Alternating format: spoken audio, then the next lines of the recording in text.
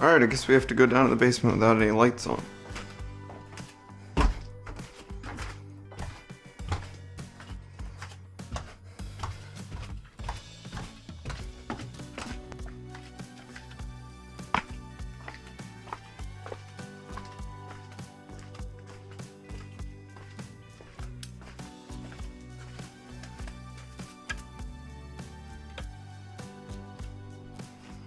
There we go.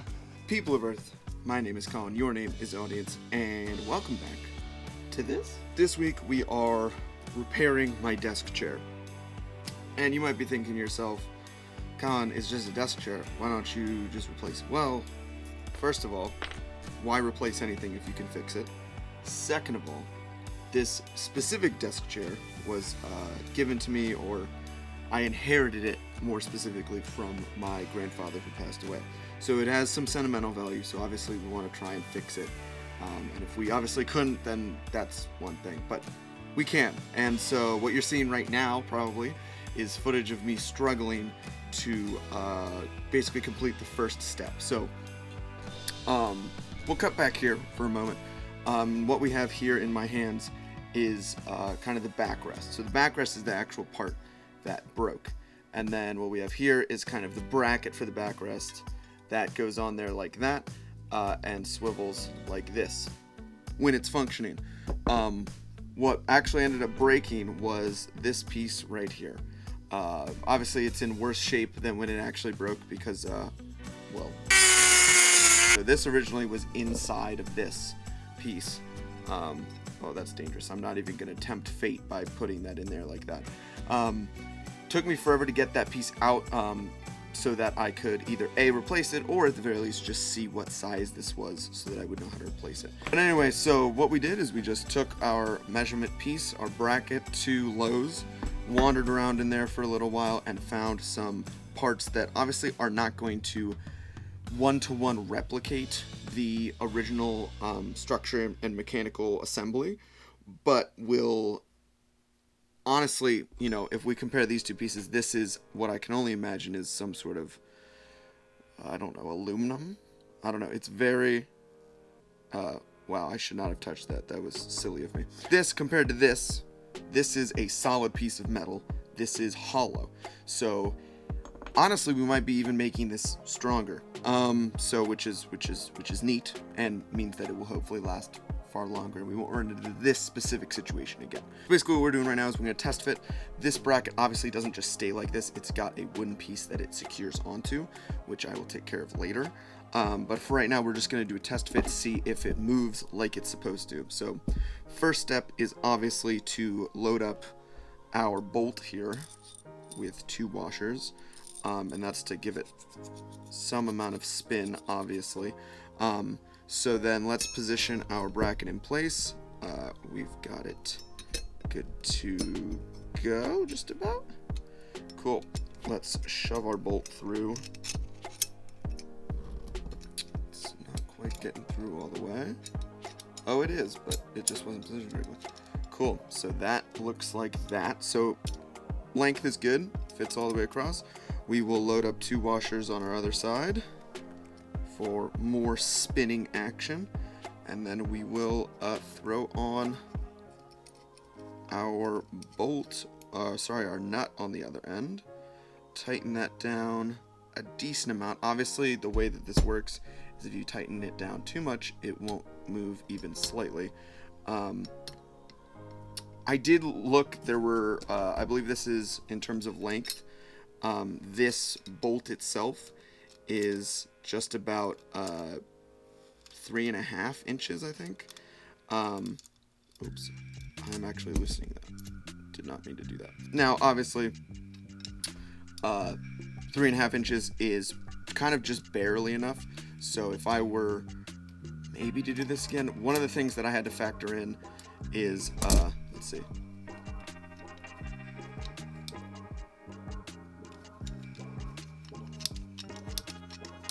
That moves pretty well, so all that's left to do really would be to attach our wooden piece, and that's how the chair kind of sits, something like that. So You can obviously move this forward and backward. You can move this up and down.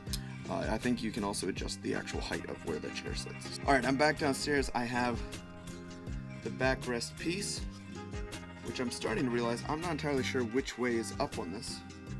There's obviously, it kind of fades inward this way, which makes me think that that could be the top.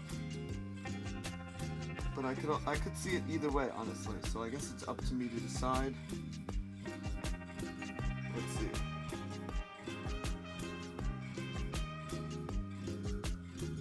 I'm gonna go with the smaller up at the top. So what we're gonna do now is, this is, I don't know how easy it is to see these. Maybe not very. I did the autofocus thing, like I don't know how the GoPro works. So yeah, it's these type of nuts that have that dome on it. And originally, there was, as you can probably see, maybe it'll be better if I show it on this one. Not a whole lot of clearance between where that hole comes out. And specifically, there were these huge rubber like stoppers on here before. So that certainly didn't help. So what we'll do now is we will place our, carefully I might add, place our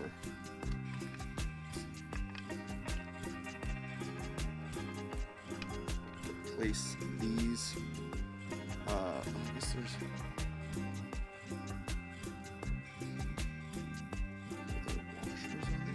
or did I think I had the broken washer and put it.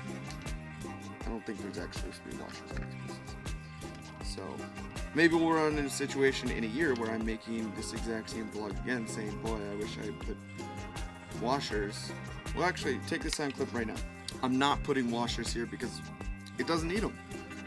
And then that's a clip that will play in the next vlog when inevitably these break because there's no washer, and then I have to go and purchase washers for them. So what we're gonna do here is tighten these bad boys really as tight as they'll go.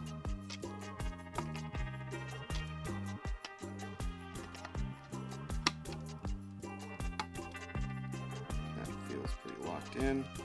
Let's tighten this one. That feels pretty locked into me. Yeah, that ain't going anywhere. Cool. Maybe these aren't pliers. What would you call this? A wrench? I think it's a wrench.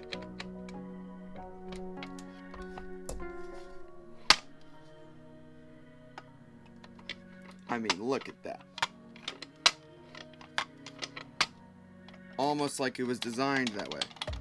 Maybe it rattles a little bit more. But that could be fixed with tightening this down even more, or more specifically rebending this bracket. It has kind of adventured a little bit wider than probably it was when it was first manufactured, but that's just wear and tear, obviously. But that works basically flawlessly. So let's bring our camera down here, shall we? See how that looks. Does that look okay, guys? Oh god, this tiny gorilla pod I've been struggling with for a while, so if you couldn't tell already, well, we're down in the basement. So how this works is we've got knobs down there, normal casters. If I wanted to at some point, I could maybe even replace those wheels with newer wheels or better wheels. So again, that kind of metal piece, our back structure slides in there. We can then tighten down this mechanism here as much as we like. I typically like it very substantial. We're on a little bit uneven ground here.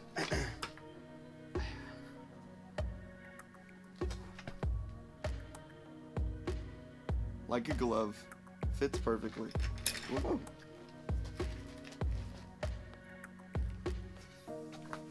Just how it used to be. I'm not gonna say just like new because obviously I got this. Let's see, what year would I have gotten this in? 2016, 2017. It's 2024 now, so that's at least 7 years. 7 years? Jesus. yeah, 2017 would have been 7 years. And then if this was manufactured and purchased, theoretically, in 1970, that means that most of the parts of this chair, except for the ones I just replaced, are 54 years old. Which is pretty insane. But again, it all comes back to what I was saying earlier, which is there's many reasons to not throw things out. Most specifically of all is if you have an emotional attachment to them, if you want to fix it. Obviously, if you have no emotional attachment to it and don't really care, then yeah, sure, go out and buy something new. But also, it makes less garbage. Fixing it is fun most of the time. Like, this was maybe not like what everyone would describe as fun, but I had a fun time problem solving, and maybe the whole pulling that part out of here wasn't the most fun thing in the world, but the payoff's nice. I get my chair back. I love this chair. And finally, I mean, like, fun aside, it's just a good experience to have, knowing that, yeah, you can fix stuff on your own. You don't have to be a super smart person. You don't have to be a super, I mean, Lord knows I'm not. You don't have to be a super technically gifted person. You don't have to be an engineer. You don't have to be a mechanic. You just need to know very basic stuff of, like, this fits here, how does this work? Obviously, I asked my father's opinion because he is a little bit more hardware-minded than I am, is the best way I can describe that. Is like, he's built stuff. I think he used to be a contractor when he was younger. So he knows a bit more about this stuff than I do, obviously. But, so it's good to ask for advice, but at the end of the day, fix it yourself, do it yourself. That's what DIY stands for, first of all, do it yourself.